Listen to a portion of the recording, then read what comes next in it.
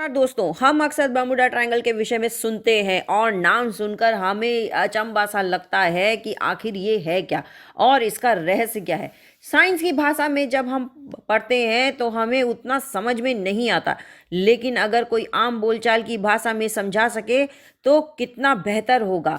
इसलिए इस वीडियो के माध्यम से हम आपके लिए लाए हैं बर्मुडा ट्रायंगल की हिस्ट्री और मिस्ट्री। अटलांटिक महासागर में 5 लाख स्क्वायर फीट किलोमीटर का एक हिस्सा बर्मुडा ट्रायंगल कहलाता है। इसे बर्मुडा ट्रायंगल इसलिए कहते हैं क्योंकि इसका आकार ट्रायंगल है। ये तो आपको सिंपल में समझ में आ ही गया होगा। हालांकि इस बात का कोई पुख्ता जानकारी नहीं है, लेकिन हैरत करने की बात यह है कि पिछले 100 साल में इसमें 75 हवाई जहाज और 100 से भी ज़्यादा छोटे छोटे जहाज समा चुके हैं और हज़ारों से भी ज़्यादा लोगों की मौत हो चुकी है। यही कारण है कि एक मिस्ट्री और ये रहस्य बन गया है कि आखिर इतने जहाज और इतने हवाई जहाज गए कहाँ। इस बर्मुडा ट्रायंगल को एक डेविल ट्रायंगल के नाम से भी कहा जाता है। इसे एक राक्षस जिसे कहते हैं ना, उसके नाम से भी जाना जाता है। इस क्षेत्र में जहाज़ों के गायब होने के कारणों पे कई शोध और अध्ययन किए गए, लेकिन अभी तक स्पष्ट रूप से कुछ भी पता नहीं चला। हालांकि जहाज़ों के गायब होने को लेकर वैज्ञानिक मौसम को ही जिम्मेदार कहा गया है। बर्मुडा ट्रायंगल के आसपास के मौसम पर रिसर्च करके वैज्ञानिक ने यह पता लगाया कि इस ट्रायंगल के ऊपर खतरनाक हवाएं चलती है और इनकी रफ्तार 170 मील प्रति घंटे की रहती है। तो जब कोई भी जहाज इस हवा की चपेट में आता है तो अपना संतुलन खो लेता है और उसका एक्सीडेंट हो जाता है। बर्मुडा ट्रायंगल के बारे में तो वैज्ञानिकों का ये भी कहना है कि बर्मुडा ट्रायंगल के में बेहद भारी चीज़ों को अपनी ओर खींच लेने की ताकत बादलों की हेक्सागन शेप को की वजह से आती है। यह बादल पर एयर बम बनाते हैं, यानी हवा में बम ब्लास्ट जैसी ताकत पैदा होती है। इसके साथ 170 मील करीब 273 किलोमीटर घंटे की रफ्तार वाली हवाएं चलती है और ये बादल और हवाएं आपस में मिलकर जब जहाज से टकराते हैं तो उन्हें नीचे खींचकर समुद्र के तल में ले जाती है। ये बनते हैं एक्सीडेंट होने के कारण।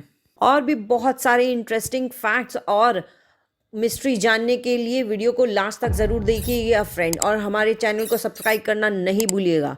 अब आइए जानते हैं एलिन ऑस्टिन की दुखद कहानी। जैसे कि साल 1880 की बात है, जब एलिन ऑस्टिन नाम का एक ब्रिटिश समुद्र में जहाज लंदन के लिए निकलकर न्यूयॉर्क की तरफ जा रहा था। कहा जाता है कि उस जहाज में उस वक्त बहुत सारे लोग मौजूद थे जब यह आखिरी बार अपने सफ़र के लिए निकला था।